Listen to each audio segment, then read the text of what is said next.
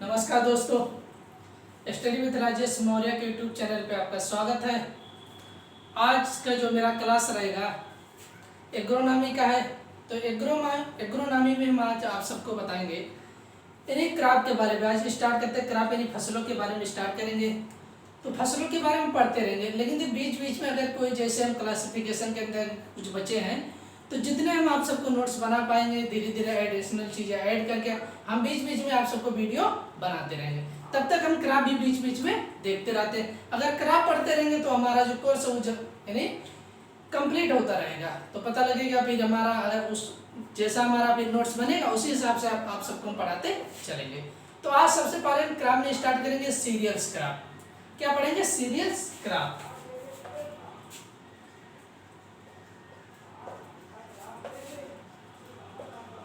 मतलब क्या? अनाज वाली फसलें। क्या जगह? अनाज वाली फसलें। अब सीरियल्स क्रम में हमारी अनाज वाली फसलें कौन कौन सी आती है? तो सीरियल्स क्रम में हमारी अनाज वाली फसलें आती है जैसे राइस। क्या हो जाएगा? Rice, wheat. राइस हो जाएगा, व्हीट हो जाएगा,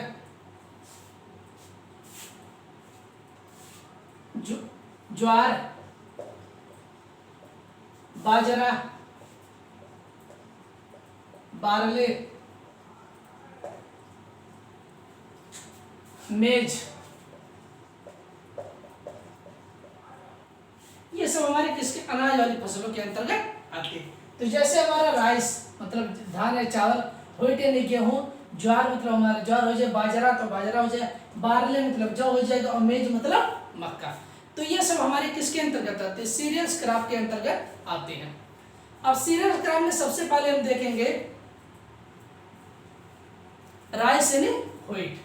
क्या देखेंगे? राइस या व्हीट क्रॉप को हम सबसे पहले स्टार्ट। राइस मतलब क्या हो जाएगा? हमारा चावल हो जाएगा। व्हीट मतलब गेहूं होता है, सॉरी निकल गया था। तो हम सबसे पहले आप देखेंगे राइस यानी चावल।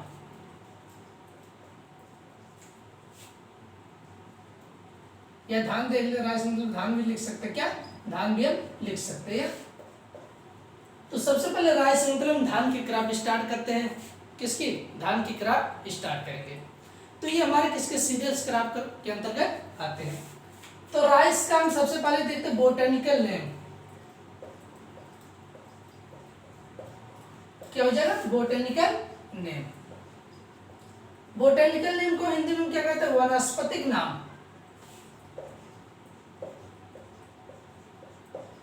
वानस्पतिक नाम। तो राइस का बोटेनिकल नेम क्या होता है ये सबसे पहले जान लेते हैं। तो राइस का बोटेनिकल नेम होता है ओराइजा सटाइवा। क्या हो जाएगा? Oryza sativa.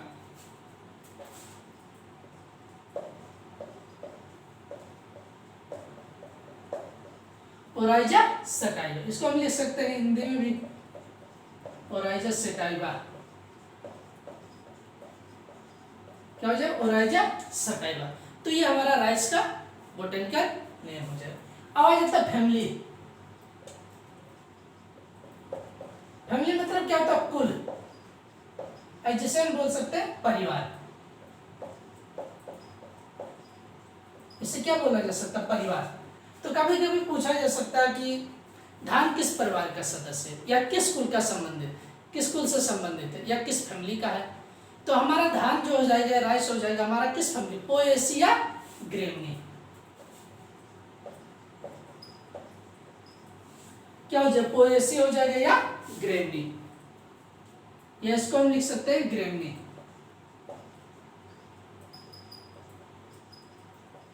हिंदी में भी लिख सकते हैं पोएसी या ग्रेमनी। तो हमारी किसकी? राइस या धान की फैमिली हो जाएगा। उसका नेक्स्ट हमारा आ जाता है ओरिजिन प्लेस। क्या हो? ओरिजिन प्लेस या नेटिव प्लेस, दोनों लिख सकते हैं।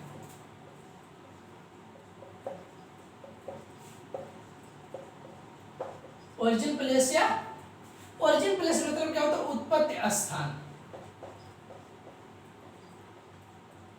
क्या हो जाए? उत्पत्ति स्थान।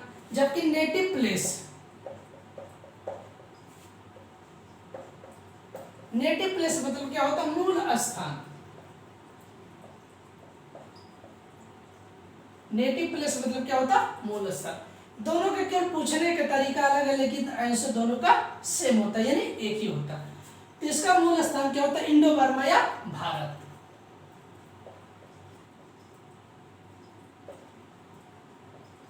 इंडो बर्मा या इंडिया दोनों लिख सकते हैं, इंडो बर्मा या इंडिया लिख सकते हैं। तो ये हमारा इसका ओरिजिन प्लेस हो गया। उसके बाद आ जाता है 2n, इन्हें क्रोमोसोम नंबर।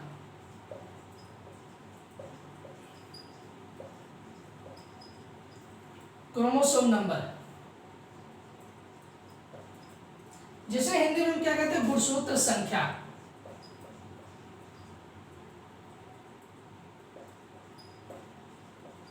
गुणसूत्र संख्या।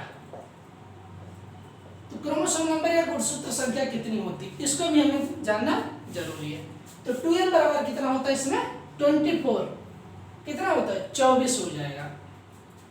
तो ये हमारा धान के अंतर्गत हमने आप सबको बताया। तो धान का बोटेनिकल नेम यानी वनस्पति नाम ओराइजस सटाइवा हो जाएगा। फैमिली एप्पल कौन सा होता है, पोएसी या ग्रेनी हो जाएगा, दोनों फैमिली हो सकते हैं। ओरिजिन प्लेस या नेटिव प्लेस मतलब, ओरिजिन मतलब उत्पत्ति स्थान, नेटिव प्लेस मतलब मूल स्थान। तो इंडो बर्मा या इंडिया हो जाएगा। क्या हो जाएगा, इंडो बर्मा या इंडिया हो जाएगा। क्रोमोसोम नंबर या गुणसूत्र संख्या कितना हो जाएगा, 24। कितना हो जाएगा, 24 या 20 होता है। इतना हो गया।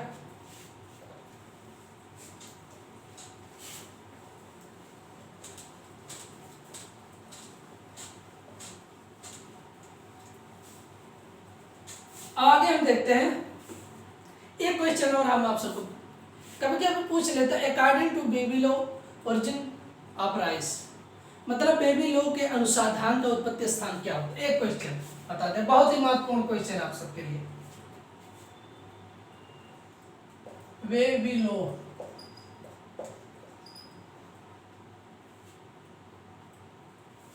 बेबी लो के अनुसार धान का उत्पत्ति स्थान।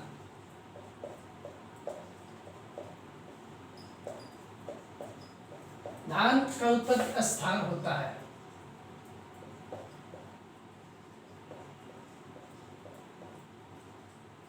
अब यहां पर देख लीजिए क्वेश्चन का आंसर वही है, केवल पूछने का तरीका सिर्फ बदल दिया। इसलिए बदल दिया जिससे आप क्वेश्चन में कंफ्यूज हो जाएंगे। ओरिजिन प्लेस सेम वही रहेगा, मतलब उत्पत्ति स्थान वही रहेगा, लेकिन तो क्या एक वैज्ञानिक का नाम दे दिया। क्या वैज्ञानिक, तो बेबीलो के अनुसार इन्होंने बताया सस्य विज्ञान क्या है, कला और विज्ञान दोनों है। अकॉर्डिंग टू बेबीलो agronomy art and science both, मतलब एग्रोनॉमी जो होता है सस्य विज्ञान, कला और विज्ञान दोनों, ये ध्यान रखना। तो बेबीलो के अनुसार धान का उत्पत्ति स्थान क्या हो जाए, इंडो बर्मा हो जाए, वही है क्या, इंडो बर्मा। इसको ध्यान रखें, ये महत्वपूर्ण क्वेश्चन, इंपॉर्टेंट। ये क्वेश्चन हमने आप सबको ऐसे एक पॉइंट बना के बता दिया है। अब देख लेते हैं प्रोटीन की मात्रा। धान जो होता है उसमें प्रोटीन कंटेंट, तो प्रोटीन, अब धान में प्रोटीन की मात्रा कितनी होती है, 7 से 8%। कितना हो जाएगा, 7 से 8% धान में प्रोटीन। और पूछ लेता कि प्रोटीन की मात्रा धान में कितनी पाई जाती है, तो 7 से 8% पाई जाती है। उसके बाद आता है कार्बोहाइड्रेट।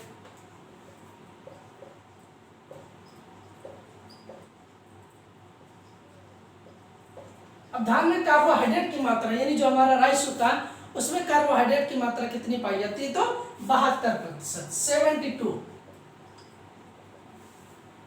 उसमें नेक्स्ट क्वेश्चन आ जाता है सेलुलोज।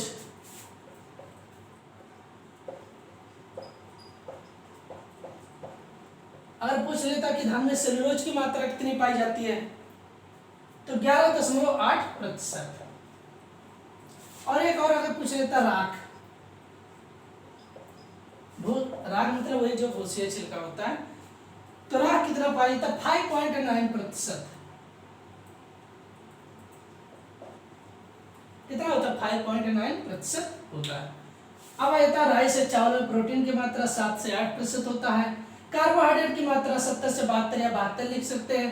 सेलुलोज की मात्रा 11.8% होता है। राख की मात्रा 5.9% होता है। कितना? 5.9% होता है। तो आप सब यानी कैसा लग रहा है? आप सबको समझ में आ रहा होगा बहुत अच्छी तरीके से, मुझे यकीन है, क्योंकि हम बेसिक लेवल से आप सबको बता रहे हैं। हमें पता आप सबको मतलब कैसे पढ़ाना चाहिए, किस लेवल से, तो उसी लेवल से हम आप सबको बता रहे हैं जिससे आप सबको समझ में अच्छी तरीके से आ जाए। तो आप सब पढ़ते रहिए अच्छे तरीके से, हम आप सबको पढ़ाते रहेंगे। अगर कोई दिक्कत होती है तो आप कमेंट बॉक्स में जरूर कमेंट करिए, और हमारा नंबर भी हमारे उस पर दिया रहता है। अगर कोई दिक्कत है तो आप व्हाट्सएप पे चैट कर सकते हैं, यानी पूछ सकते हैं, यानी कॉल नहीं कर सकते हैं। तो इसको हम आप सबको, अगर कोई क्वेश्चन में कंफ्यूजन होता है तो हमारे व्हाट्सएप पे आप जरूर पूछ सकते हैं, कोई भी क्वेश्चन अगर आपको दिक्कत आ रहा है। तो चलिए हम आगे देखते हैं।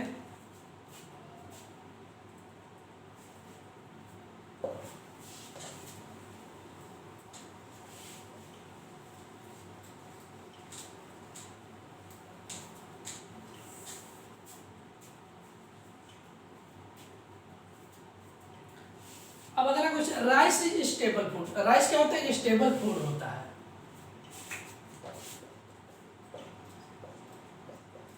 राइस इज स्टेबल, क्या होता है? स्टेबल फूड मतलब एक भोजन के रूप में, स्टेबल मतलब इसके भोज्य पदार्थ के रूप में प्रयोग करते हैं। स्टेबल फूड होता है। क्या होता है? स्टेबल फूड होता है। Stable food more than 60% world population,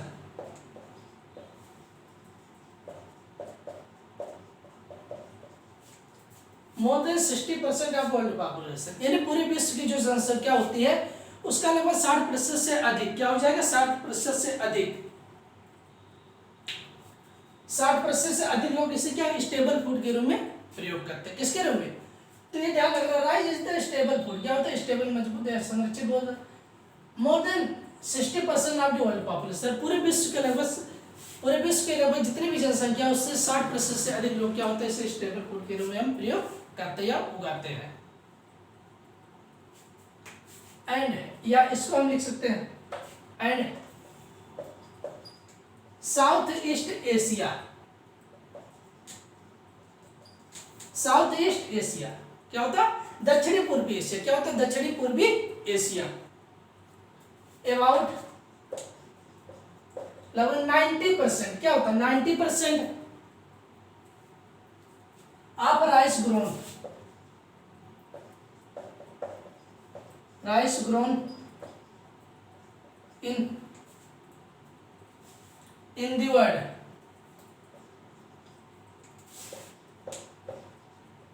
in the world यानी पूरे विश्व में, क्या हो जाए? वर्ल्ड इज प्रोड्यूस मतलब उत्पन्न करते हैं, एंड कंज्यूमर मतलब उपभोग करते हैं,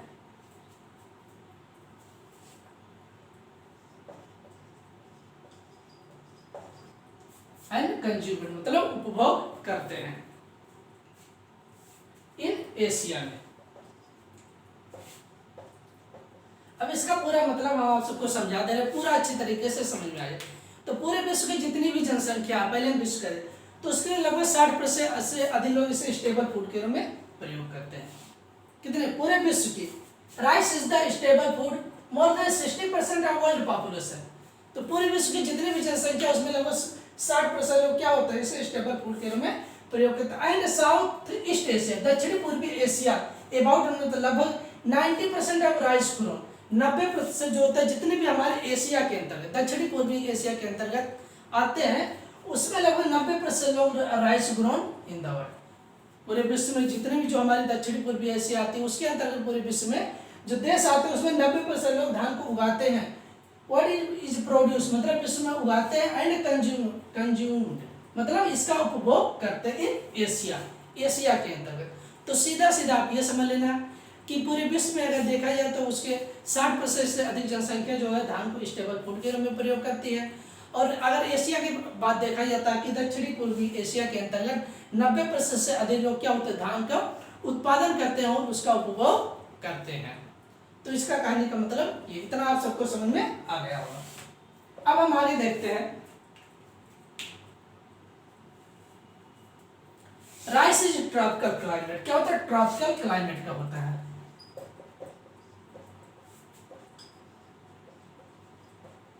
ट्रॉपिकल क्लाइमेट, ट्रॉपिकल क्लाइमेट मतलब उष्ण जलवायु की फसल है। क्या? उष्ण जलवायु की फसल है, मतलब हल्का इसको ठंडा की आवश्यकता होती है। एंड आल्सो ग्रोन मतलब उगाया जाता है इन ह्यूमिड रीजन, मतलब ठंडे क्षेत्रों में। ह्यूमिड रीजन, क्या? ह्यूमिड रीजन मतलब ठंडे क्षेत्रों में उगाया जाता है, ये ध्यान रखना। तो राइस इज ट्रॉपिकल क्लाइमेट, यानी जो धान हमारा होता है ये उष्ण जलवायु की फसल है। क्या? उष्ण जलवायु की फसल है। एंड आल्सो ग्रोन, और इसे हमेशा उगाया जाता है ह्यूमिड रीजन, मतलब ठंडे, मतलब जहाँ नम क्षेत्रों में इसको हमेशा उगाया जाता है। तो आप सब देखे होंगे धान कब होता है? ठंडक के मौसम में। अधिकतर बरसात हो जाता है, उसके बाद क्या होता है? हल्का सा ठंडे आ जाता है, तो ठंडक इसे ठंडे क्षेत्रों में उगाया जाता है। ये क्वेश्चन है, इसका कहने का मतलब यह है कि अगर पूछ लेता धान किस क्लाइमेट का है, ट्रॉपिकल हो जाएगा, सब ट्रॉपिकल हो, टेम्परेट, तो किस ट्रॉपिकल क्लाइमेट का हो जाएगा। एंड आल्सो ग्रोन, हमेशा इसे ह्यूमिड मतलब ठंडे क्षेत्रों में या ठंडे जलवायु में से हमेशा उगाया जाता है। इसके बाद आगे हम देखते हैं,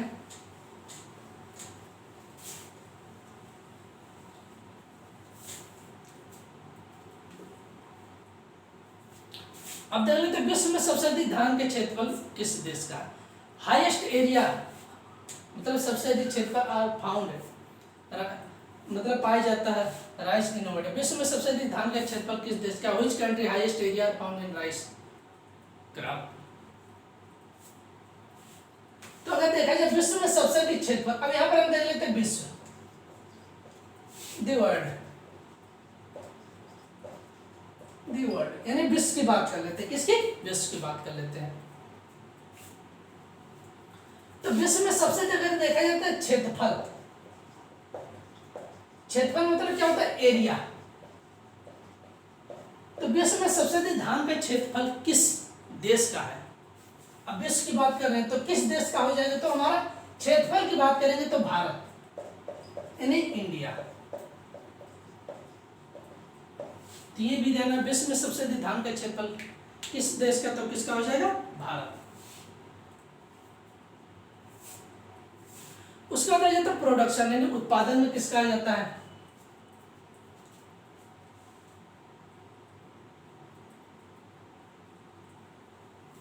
अब चलिए तो विश्व में सबसे अधिक उत्पादन किस देश का? प्रोडक्शन, तो उत्पादन सबसे अधिक किसका हो जाएगा? चाइना। किसका हो जाएगा? चाइना का हो जाएगा। सबसे पहले संख्या हाइब्रिड राइस कौन खोजा था? तो चाइना ने खोजा था। तो ये दो क्वेश्चन हम आप सबको बता दे रहे हैं कि विश्व में सबसे अधिक धान का क्षेत्रफल मतलब सबसे अधिक जो खेती की जाती है, क्षेत्रफल मतलब खेती, सबसे अधिक खेतों में लगाया कहाँ पर जाता है? तो सबसे अधिक भारत में। और सबसे अधिक प्रोडक्शन मतलब उत्पादन, सबसे अधिक धान का उत्पादन किस देश का है? तो चाइना का। किसका है? चाइना। तो चीन की राजधानी क्या हो जाएगी? बीजिंग हो जाएगा। क्या हो जाएगा? बीजिंग हो जाएगा। तो आज हमने आप सबको राइस के बारे में थोड़ा बताया है। तो हम धीरे धीरे करके राइस के क्राफ्ट को भी स्टार्ट कर रहे हैं। धीरे धीरे पहले हम आपको सीरियल्स क्राफ्ट पढ़ाएंगे। तो हमें आप सभी से रिक्वेस्ट है कि हमारे इस यूट्यूब चैनल को ज़्यादा से ज़्यादा शेयर करिए, सब्सक्राइब करिए। आप सबको हमारा लेक्चर कैसा लग रहा है कमेंट बॉक्स में जरूर आप कमेंट कर सकते हैं। तो आज के लिए हम इतना ही रखते हैं। धन्यवाद।